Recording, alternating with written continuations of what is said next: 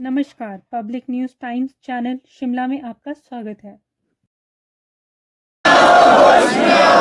शिमला के काम करो, काम करो, काम करो, शिमला के काम करो। इन नीतियों के चलते जो है आज मनरेगा हो या फिर स्वास्थ्य की जो भी सेवाएं हो, शिक्षा हो और सामाजिक कल्याण के जो भी कार्य हो, उसके अंदर इसीलिए जो है बजट के अंदर जो है लगातार कटौती की जा रही है। ये फरमान लाया गया कि अमेरिका के साथ जितने भी व्यापार करने वाले देश हैं, चाहे उसके दुश्मन हैं, चाहे उसके मित्र, मेरे आदर योग्य ठीक है, ये हालात और तेजी के साथ बढ़ेंगे जैसे जैसे जो है टैरिफ, एक विश्व युद्ध जो है टैरिफ का भी पूरी दुनिया के अंदर जो चला है। आज जो वेतन दे रहे हैं एक और हमला वो तो जिंदा ही नहीं इस नीति का जो है हमारे सामने देखने को मिल रहा है। वो हमला क्या है? अमेरिका के अंदर चुनाव होता है और वहां पर ट्रंप की सरकार अपनी सरकार बनाती है और उसके बाद जिसके चलते आज जो सामाजिक जो संसाधन है जिसके ऊपर बजट खर्च होना था। मेरा नाम जगत राम, मैं CPIM लोकल कमेटी सचिव। आज जो हम यहाँ जिलाधीश कार्यालय के बाहर प्रदर्शन कर रहे हैं, ये प्रदर्शन राज्य सरकार और केंद्र सरकार की महंगाई बढ़ाने वाली नीतियाँ, बेरोजगारी बढ़ाने वाली नीतियाँ और जनता पर आर्थिक बोझ डालने वाली नीतियों के खिलाफ हम प्रदर्शन कर रहे हैं। अभी हाल ही में हिमाचल प्रदेश सरकार ने बसों का न्यूनतम किराया 5 से 10 किया है, दुगना किराया किया है, जिसका हम कड़ा विरोध करते हैं। पहले ही हिमाचल प्रदेश में पूरे देश में सबसे ज़्यादा किराया बसों का हिमाचल प्रदेश सरकार ले रही है और ₹2.19 प्रति किलोमीटर पहाड़ी क्षेत्र में किराया लिया जा रहा है। सबसे महंगा सफ़र करना हिमाचल प्रदेश में है। और जो गरीब आदमी है, जो पहले आने जाने का 150 रुपये में अपना किराया देता था, उसको अब 300 रुपया प्रति महीने का किराया देना पड़ेगा।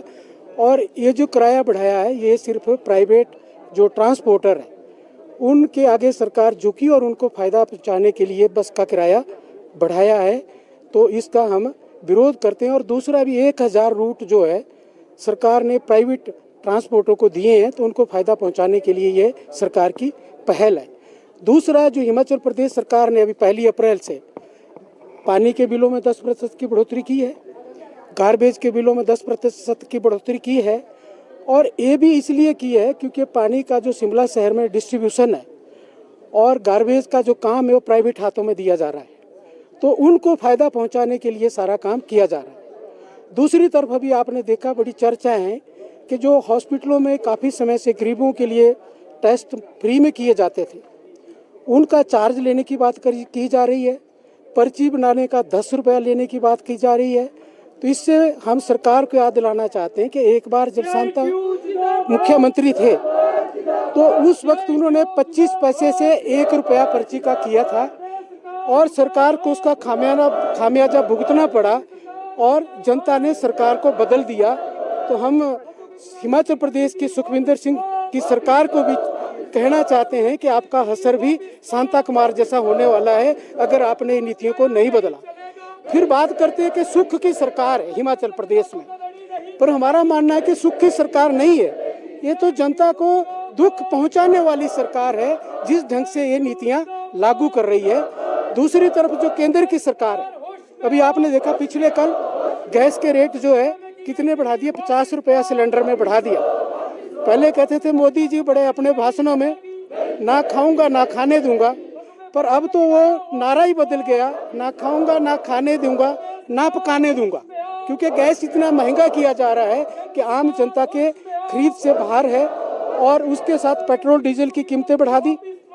तो अंतर्राष्ट्रीय बाजार में 4 साल में सबसे निचले स्तर पर जो कच्चे तेल की कीमतें वो आई है, इतना सस्ता हुआ है। तो हमारे प्रदेश में, हमारे देश में भी सस्ता होना चाहिए, पर सस्ता करने के बजाय उल्टा उसकी कीमतें बढ़ाई जा रही है। आज अगर कच्चे तेल की कीमत प्रति लीटर देखें, 33 रुपए कच्चे तेल की कीमत है। 5 रुपया उस पर रिफाइंड करने का लगता है, तो पूरा 38 रुपये 1 लीटर तेल की कीमत पेट्रोल की होती है। सरकार 98 रुपये ले रही है। तिगुना मुनाफा सरकार जो है वो जनता से ले रही है। और तेल की कीमतें बढ़ने का मतलब है कि सारी चीज़ों में महंगाई बढ़ती है। जो जितना भी ट्रांसपोर्टेशन है वो सारा महंगा होता है, तो वो बढ़ती है। तो ये सारी जो नीति सरकार की है जो कहते हैं, और दूसरी तरफ ये बढ़ाने की बात कर रहे हैं, तीसरी तरफ फिर क्या कर रहे हैं कि जो देश का बड़ा उद्योगपति है, अभी एक रिपोर्ट आई कर रहे हैं कि जो देश का बड़ा उद्योगपति है, अभी एक रिपोर्ट आई है जिसमें कहा है कि 10 साल में 16,45,000 करोड़ रुपया बड़े बड़े जो कारपोरेट हाउसेज है, पूंजीपति है, उनका ऋण जो है माफ किया है। तो अब क्या है कि मोदी सरकार का तरीका कि जनता को महंगाई बढ़ाओ, उनकी जेब से पैसा निकालो, जनता को जो उनकी कमाई को लूटो और बड़े पूंजीपतियों में उसको बांटो। तो ये नीति है, इसका हमारी पार्टी जो है लगातार विरोध कर रही है। और ये जो उदारीकरण की नीति है, सार्वजनिक क्षेत्र को बेचने की बात कर रही है, और उसके साथ साथ जो देश में सांप्रदायिक माहौल बिगाड़ने की बात कर रही है, तो वो इसलिए किया जा रहा है कि जनता का ध्यान बेरोजगारी, उनके महंगाई से या देश में जो विकास है उससे भटकाने के लिए कभी वो राम मंदिर का मुद्दा लाएंगे, कभी कुंभ का मुद्दा लाएंगे, कभी वो हिंदू मुस्लिम का मुद्दा लाएंगे। तो सांप्रदायिक माहौल भी जो है पूरी तरीके से सरकार खराब कर रही है। और देश का जो सार्वजनिक क्षेत्र है उसको पूरी तरह जो नेशनल मोनेटाइजेशन ऑफ पाइपलाइन की नीति लाई है उसमें बेचने का पूरा प्रयास जो है सरकार कर रही है।